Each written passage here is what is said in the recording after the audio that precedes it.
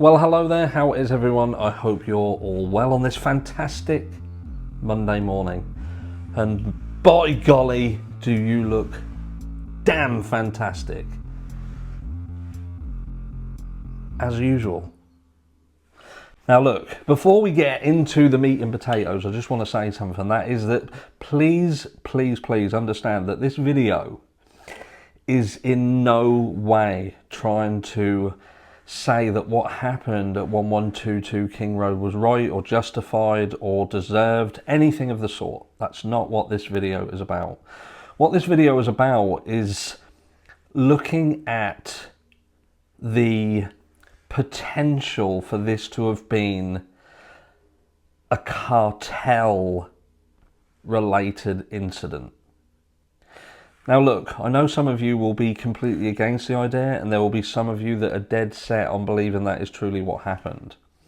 Now there is a link in the description of this video which will take you to True Crime Design, and what that video will do, these two videos kind of will go hand in hand, and what that fantastic video over there will do will give you some background information and some more in-depth in terms of other things that have happened, statistical analysis, news reports, and actual professionals coming forward and speaking on this subject.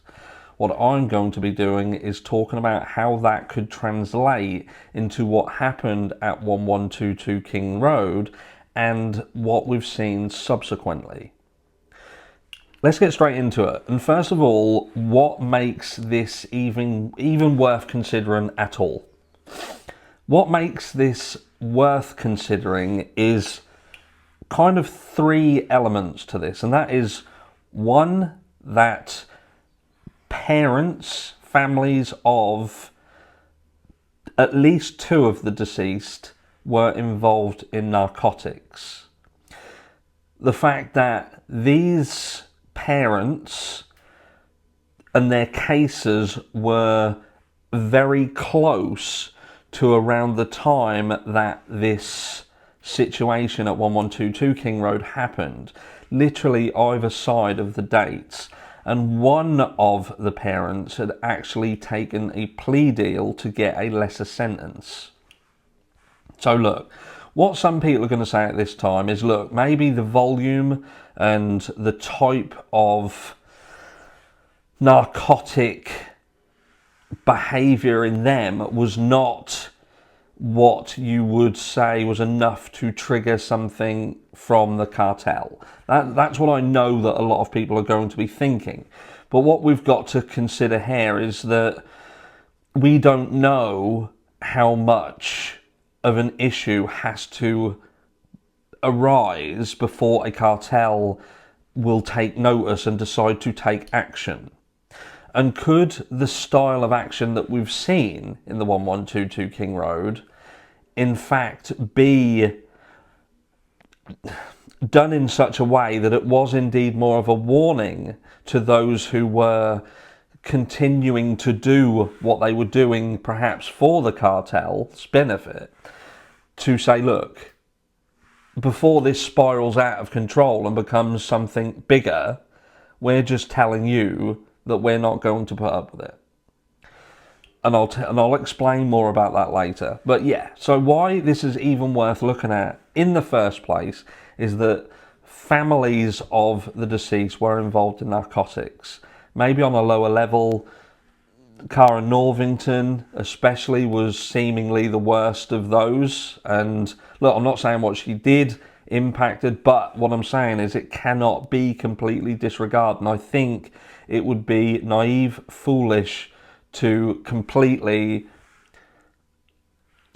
not look at that. Even if you want to believe Brian Kohberger was involved and he did the crime, you still have to consider the motivator for the crime itself. And there are only a handful of motivators for murder of this nature, and they generally are money, drugs, some kind of relationship, sex, jealousy, and retaliation. You know, there are obviously more out there, but they seem to be the most prolific in terms of why someone would go out of their way to take another person's life. So even if you want to believe that Brian Kohberger was involved in this, whether he was the gunman, if you like, and I don't mean as it, you know what I mean, the trigger man, or if he was a cleaner, or if he was a driver, involved somehow, then we also know that he too has a narcotics history. He has a narcotics background.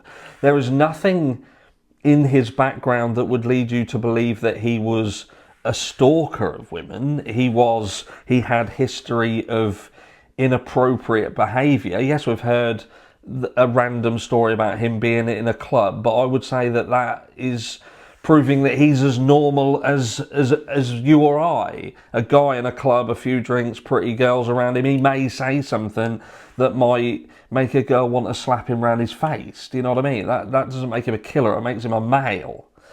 But he had a narcotics background. He'd been in that world. And there are other stories sort of on the peripheral of that makes it sound like he was still sort of dipping his toes in the water, perhaps even with Brent Kohberger. We don't know what the validity is in them stories, but those stories exist. So we can talk about it. Dave had come forward and said that, look, this was a party house and that there was narcotics in there being sold. He had bought and he'd seen others buy, and he also spoke on the fact that when this went out and there was seemingly this confusion surrounding perhaps someone in the house being, it wasn't a stabbing, but someone was unconscious, his first thoughts were that it doesn't surprise me that the volume of narcotics in there, it wasn't out of the realms of a possibility that someone could have potentially got a bad batch, something laced with fentanyl, for instance. And that then, when someone's saying that then makes you understand that we're not talking about certain types of narcotics. We're not talking about marijuana, for instance. We are talking about heavier drugs that can cause issues. So look, moving ahead, because what we're saying is there was drugs in that house, there was, things being sold.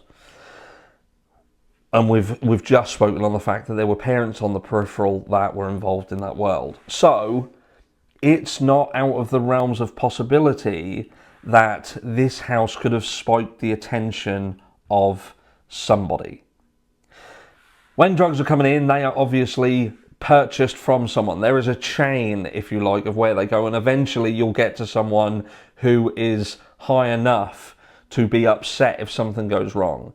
Now, there are stories on the peripheral of this 1122 King Road story that would suggest that there was a potential for some narcotics to have been disposed of. We also hear that there was arguments on the peripheral that would say that not everything in that house between these girls was as hunky-dory as some may lead you to believe.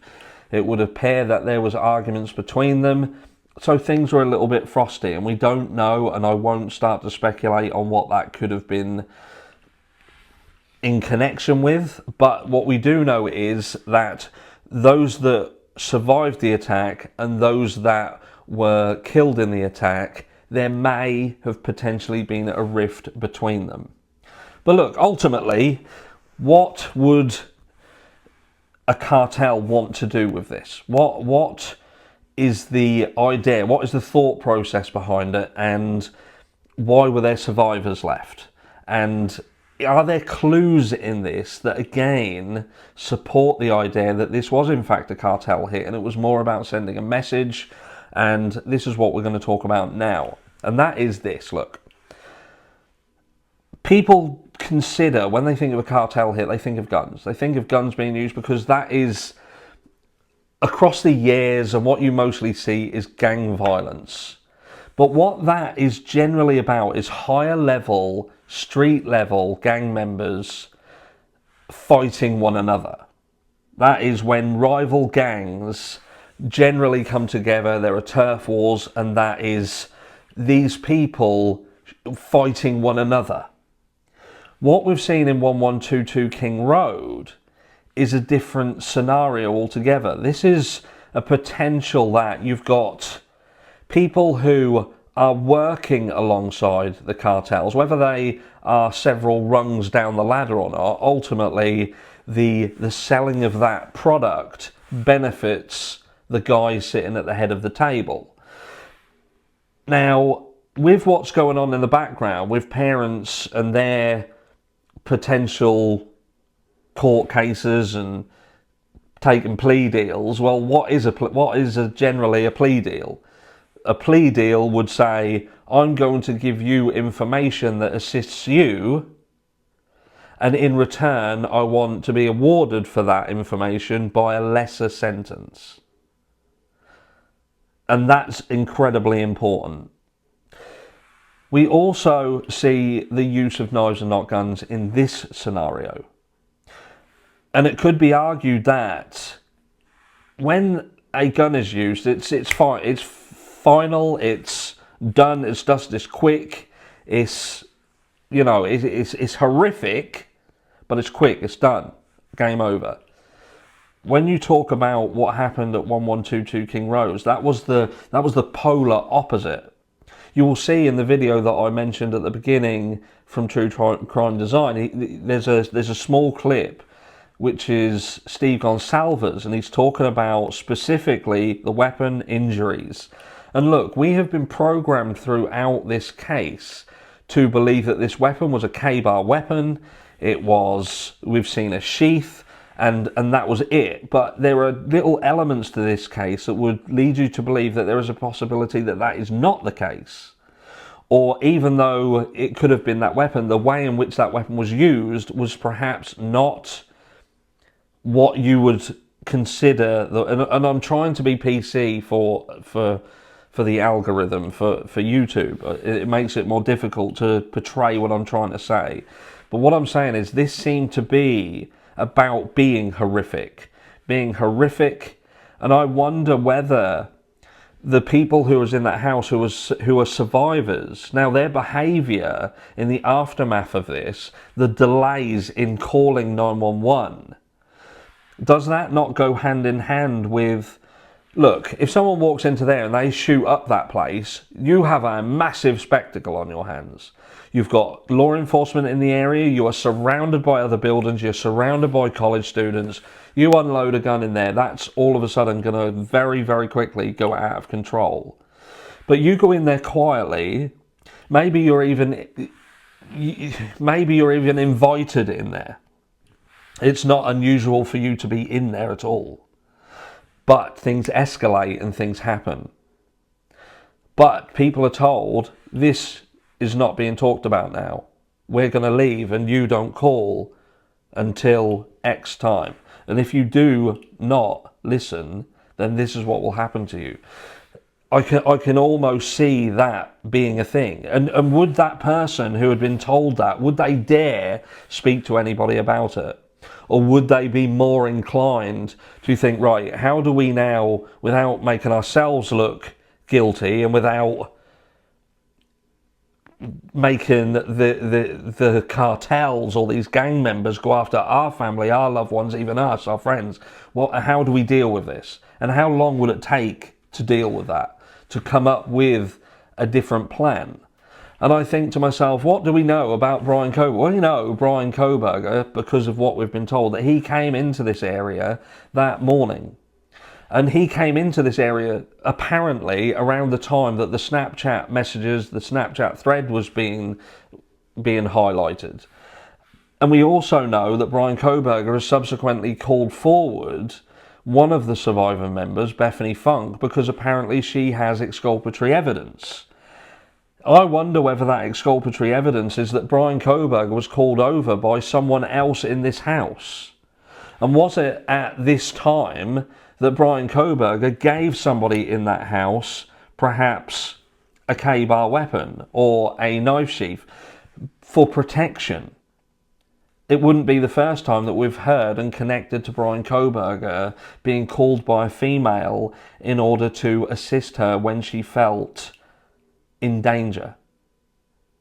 Now again, I understand that this is completely speculatory. This isn't fact. This isn't,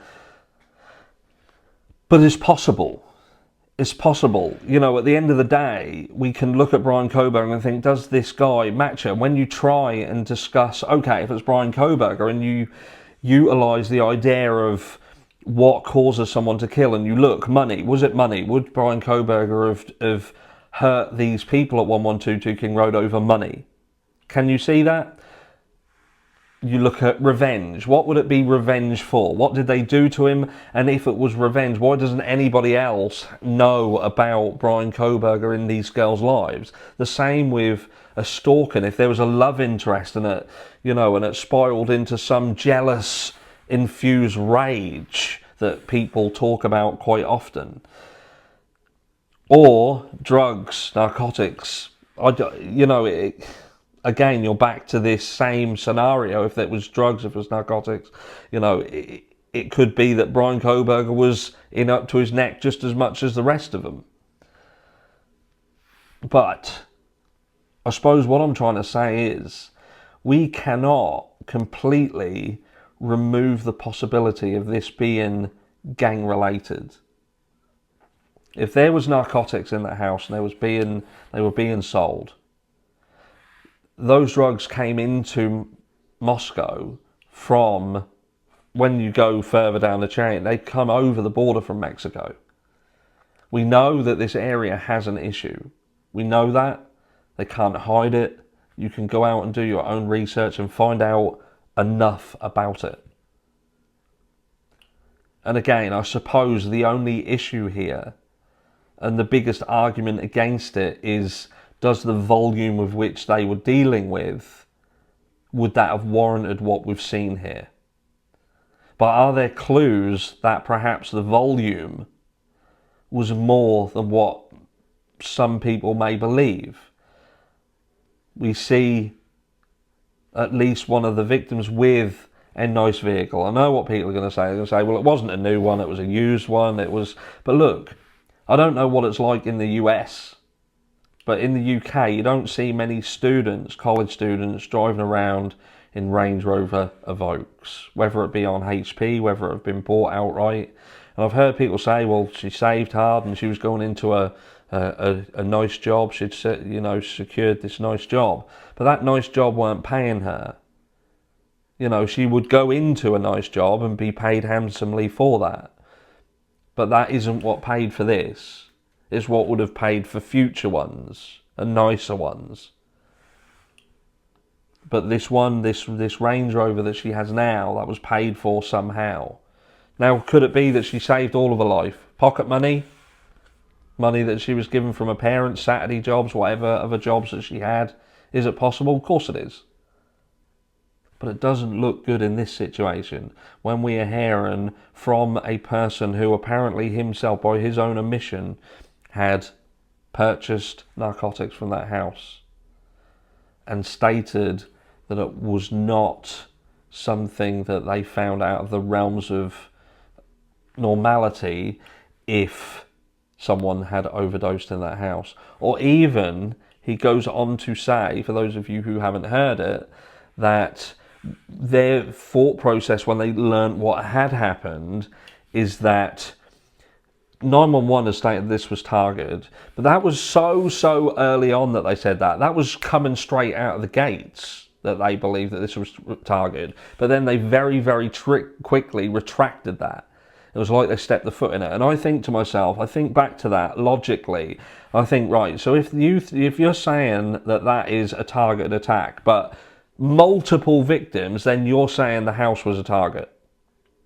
And if you're saying that quickly, then the only thing at that stage that would have made sense was narcotics. It wouldn't have made sense at that stage to come to that conclusion so quickly and to put it out publicly if you believed that this was a love situation, some online stalker situation, because you wouldn't have had any evidence of that whatsoever.